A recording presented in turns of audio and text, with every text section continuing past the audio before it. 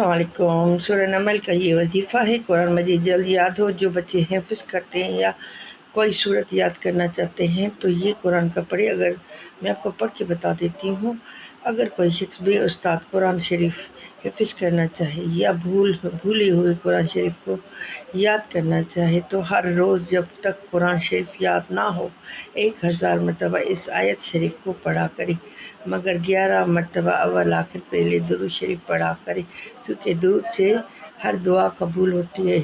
دعا میں پڑھ کے بتاتی ہوں۔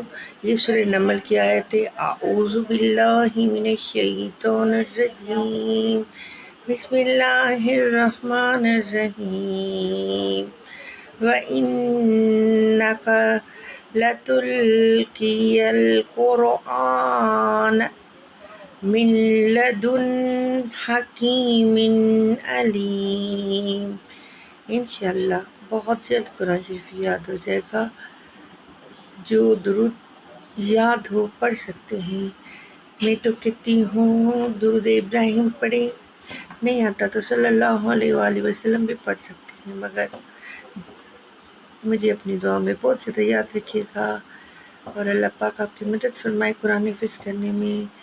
جہاں بھی رہیں خوش رہیں، آباد رہیں۔ اللہ حافظ۔